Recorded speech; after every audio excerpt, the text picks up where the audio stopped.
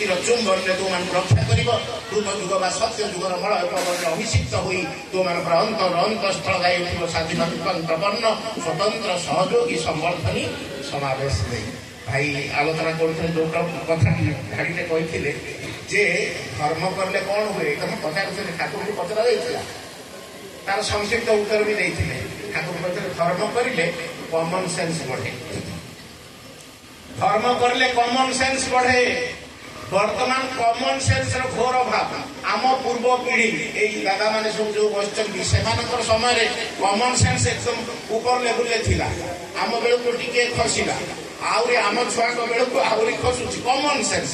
ଆମେ ବିଭିନ୍ନ ବିଭାଗରେ ଦକ୍ଷ, ବହୁତ ପାରିବା ପଣିଆ ଆମ ଭିତରେ ଅଛି, ବହୁ କ୍ଷେତ୍ରରେ ଆମର ପାରଦ ପଣିଆ ଅଛି, କିନ୍ତୁ କମନ ସେନ୍ସ ବେଳକୁ ଦିନଚର୍ଯ୍ୟା ବେଳକୁ ବାପା ସହିତ କେମିତି କଥାବାର୍ତ୍ତା କରିବି, ବଡ଼ମାନଙ୍କ ସହିତ କଥାବାର୍ତ୍ତା କରିବି, ବେଶ ପୋଷାକ କେମିତି ହବ, ମୋର ଖାଦ୍ୟପେୟ କ'ଣ ହେଲେ ଠିକ ହବ, ମୋ ଶରୀର ମନ ସୁସ୍ଥ ରହିବ, ଏ ବିଷୟରେ ମୁଁ ଯତ୍ନବାନ ହଉନି। ମୋର କମନ ସେନ୍ସର ଏତେ ଅଭାବ ହେଇଯାଇଛି ସାଧାରଣ ଜ୍ଞାନ।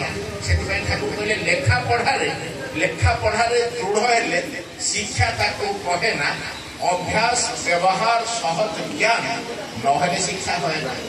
এই যে মଣିষ জন্ম আমি পাইছি কেতে তপস্যা করি আমি মଣିষ জন্ম পাইছি।